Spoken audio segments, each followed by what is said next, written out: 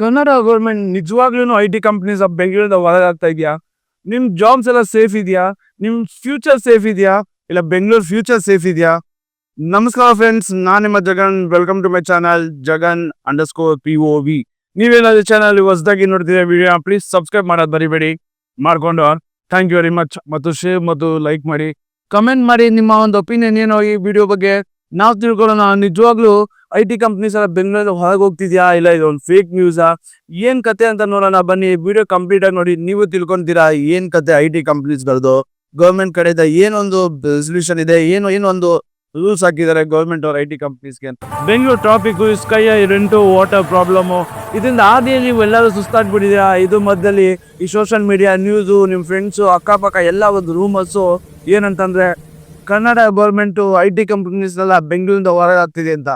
ಬನ್ನಿ video complete ಆಗಿ ನೋಡಿ, ನಿಮ್ಗೂ ಗೊತ್ತಾಗುತ್ತೆ ಇದು ನಿಜಾನಾ ಇಲ್ಲ ಒಂದು ಫೇಕ್ ನ್ಯೂಸ್ ಅಂತ, ಇಲ್ಲ ರೂಮರ್ಸ್ ಒಂದು ಸ್ಪ್ರೆಡ್ ಮಾಡಿರೋದಾ ಅಂತ.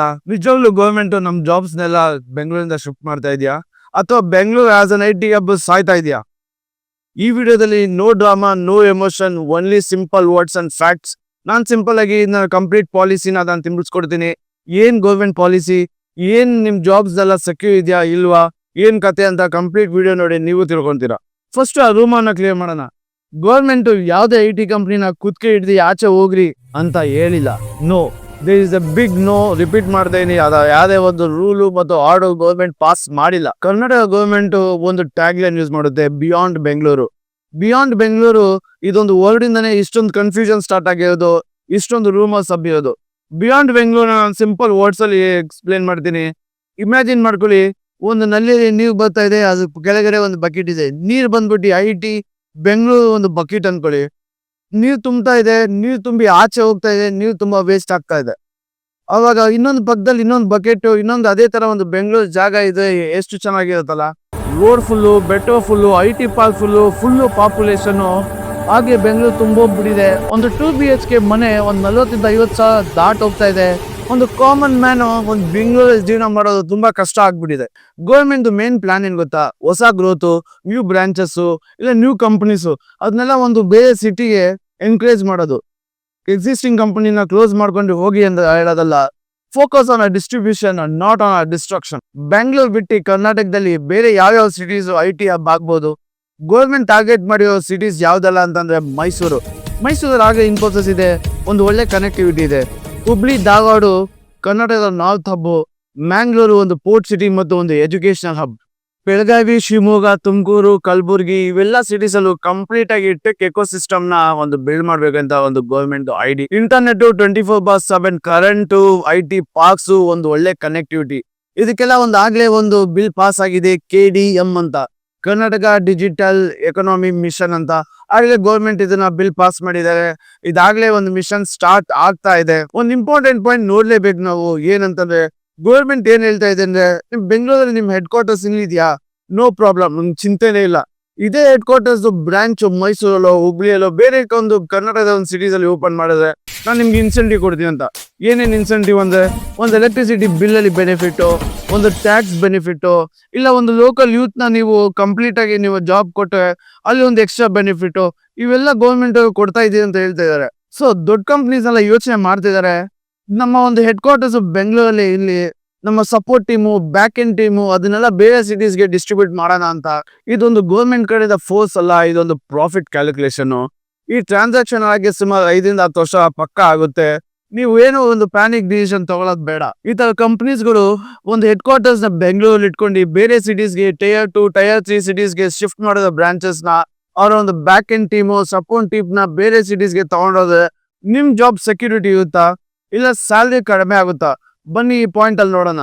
ಈ ಪಾಯಿಂಟ್ ಇಂದ ನಿಮ್ಗೊಂದು ಡೌಟ್ ಬರುತ್ತೆ, ನಿಮ್ ಕಂಪನಿ ಬ್ರಾಂಚಸ್ ಏನಾದ್ರು ಧಾರವಾಡ ಇಲ್ಲ ಅಂತಂದ್ರೆ ಹುಬ್ಳಿ, ಇಲ್ಲ ಯಾವ್ದಾದ್ರು Tier 2, Tier 3 ಸಿಟೀಸ್ ಅಲ್ಲಿ ಶಿಫ್ಟ್ ಮಾಡಿದ್ರೆ ನಿಮ್ ಸ್ಯಾಲ್ರಿ ಕಡಿಮೆ ಆಗುತ್ತಾ ಅಂತ. ಅಫ್ಕೋರ್ಸ್ ಕಡಿಮೆ ಆಗುತ್ತೆ. ನೀವು ಬೆಂಗಳೂರಲ್ಲಿ 12 ಲಕ್ಷ ಪ್ಯಾಕೇಜ್ ಅಲ್ಲಿ ಇದೆ, ಆ ಸಿಟೀಸ್ಗೆಲ್ಲ ಹೋದ್ರೆ ಸುಮಾರು ಒಂದು 2 ಲಕ್ಷ ಇಂದ ಕಡಿಮೆ ಆಗಿ ಒಂದು 9-10 ಲಕ್ಷಕ್ಕೆ ಬರ್ಬೋದು.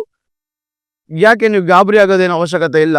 ಬೆಂಗಳೂರಲ್ಲಿ ನೀವು ಅಷ್ಟು ದುಡಿತಾ ಇದ್ದು ನೀವು ಸೇವಿಂಗ್ಸ್ ಮಾಡೋಕ್ಕಾಗಲ್ಲ. ಆದ್ರೆ ಅದೇ ತರ Tier 2, Tier ಸಿಟೀಸ್ ಅಲ್ಲಿ ಸೇವಿಂಗ್ಸ್ ಮಾಡ್ಬೋದು. ಇಲ್ಲಿ ರೆಂಟ್ 25,000, 35,000 ಇತ್ತು ಅಂದ್ರೆ ಅಲ್ಲಿ 7,000, 5,000 ಇರುತ್ತೆ. ನಿಮ್ಮ ಟ್ರಾವೆಲ್ ಎಕ್ಸ್ಪೆನ್ಸಸ್ ಕಡಿಮೆ ಇರುತ್ತೆ, ನಿಮ್ಮ ಖರ್ಚು ವೆಚ್ಚಗಳು ಕಡಿಮೆ ಇರುತ್ತೆ, ನೀವು ಸೇವಿಂಗ್ಸ್ ಜಾಸ್ತಿ ಇರುತ್ತೆ, ನೀವು ಊಟಕ್ಕೆ ಮಾಡೋ ಖರ್ಚು ಕಡಿಮೆ ಇರುತ್ತೆ. ಎಲ್ಲಿ ಟ್ರಾವೆಲ್ ಕಂಪ್ಲೀಟ್ ಝೀರೋ ಇರ್ಬೋದು. ಊಟ ನೀವು ಅದೇ ಸಿಟೀಸ್ ಅಲ್ಲಿ ಊಟ ನೋಡೋದು ಇನ್ನೂ ಕಡಿಮೆ ಇರುತ್ತೆ, ಇನ್ನೂ ಹೆಲ್ದಿಯಾಗೂ ತಿನ್ಬೋದು. ಸೊ ಸ್ವಲ್ಪ ಸ್ಯಾಲರಿ ಕಡಿಮೆ ಆದ್ರೂ ಪರವಾಗಿಲ್ಲ, ನಿಮ್ಮ ಬ್ಯಾಂಕ್ ಸೇವಿಂಗ್ಸ್ ಜಾಸ್ತಿ ಆಗುತ್ತೆ. ಇದೊಂದು ಪಾಯಿಂಟ್ ಹೇಳಲೇಬೇಕು. ಈ change work from home, Covid time ಮತ್ತು ಹೈಬ್ರಿಡ್ ಇದರಿಂದನೇ ಬಂದಿದ್ದು. ಇದು ಮಾಡೋದ್ರಿಂದ, ಡಿಸ್ಟ್ರಿಬ್ಯೂಷನ್ ಮಾಡೋದ್ರಿಂದ ಲೋಕಲ್ ಟ್ಯಾಲೆಂಟ್ಗೆ ತುಂಬಾ ಸಪೋರ್ಟ್ ಆಗುತ್ತೆ.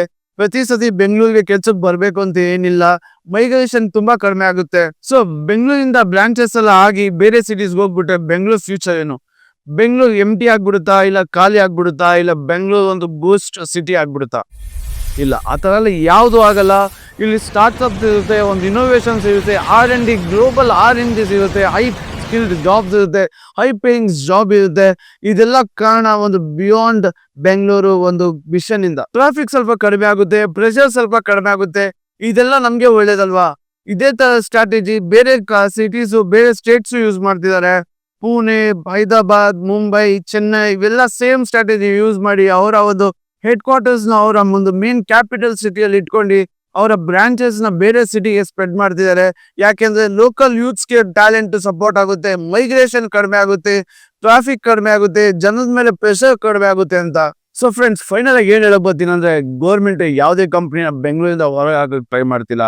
ಅವ್ರು ಜಸ್ಟ್ ಗ್ರೋತ್ ನ ಸ್ಪ್ರೆಡ್ ಮಾಡಕ್ ಟ್ರೈ ಮಾಡ್ತಿದ್ದಾರೆ ಅಷ್ಟೇ. ಫೈನಲ್ ಆಗಿ ಒಂದು ತಿಳ್ಕೊಳ್ಳಿ, ಫ್ಯಾಕ್ಟ್ಸ್ ನ ತಿಳ್ಕೊಳ್ಳಿ, ಇದೆಲ್ಲ ಒಂದು ಸುಳ್ಳಾಗಿತ್ತು. ನಿಮ್ ಕಂಪ್ನಿ ಟೈರ್ 2 ಸಿಟಿಗೆ ಶಿಫ್ಟ್ ಆಗ್ತಾ ಇದೆಯಾ, ಬ್ರಾಂಚ್ ಓಪನ್ ಮಾಡ್ತಾ ಇದೆಯಾ, ನೀವು ಶಿಫ್ಟ್ ರೆಡಿ ಇದ್ದೀರಾ, ಅಥವಾ ಬೆಂಗಳೂರು ಸಿಟಿ ಟ್ರಾಫಿಕ್ ಜಾಮ್ ಅಲ್ಲೇ ಓಡಾಡಕ್ಕೆ ರೆಡಿ ಇದ್ದೀರಾ? ಕಮೆಂಟ್ಸ್ ಅಲ್ಲಿ ತಿಳಿಸಿ, ನಾವು ನಿಮ್ ಜೊತೆ ಡಿಸ್ಕಷನ್ ಮಾಡೋಣ. ಯಾವುದೇ ತರ ರೂಮರ್ಸ್ ನ ನೀವು ತಲೆಗೆ ಹಾಕೊಳಕ್ ಹೋಗ್ಬೇಡಿ, ಯಾವುದೇ ತರ ರೂಮರ್ಸ್ ನ ನೀವು ಸ್ಪ್ರೆಡ್ ಮಾಡಕ್ ಹೋಗ್ಬೇಡಿ. ನಿಮ್ಗೇನಾದ್ರು ಈ ವಿಡಿಯೋ ಇಲ್ಲಿ ತನಕ ನೋಡಿದ್ರೆ ನಿಮಗೆ ಇಷ್ಟ ಆಗಿದೆ ಅನ್ಕೊಂಡಿದ್ದೀನಿ, ಪ್ಲೀಸ್ ಸಬ್ಸ್ಕ್ರೈಬ್ ಮಾಡಿ ಮತ್ತು ಶೇರ್ ಮಾಡಿ. ನಾನು ನಿಮ್ಗೆ ಸಿಗ್ತೀನಿ ಇನ್ನೊಂದು ವಿಡಿಯೋಲಿ ಇದೇ ತರ ಇನ್ನೊಂದು ಇಂಟ್ರೆಸ್ಟಿಂಗ್ ಪಾಯಿಂಟ್ ಅಲ್ಲಿ. ನಿಮಗೆ ಫ್ಯಾಕ್ಟ್ಸ್ ಸಿಂಪಲ್ ವರ್ಡ್ಸ್ ಅಲ್ಲಿ ಹೇಳ್ಕೊಡ್ತೀನಿ. ಬನ್ನಿ ಹೋಗೋಣ. Thank you very much.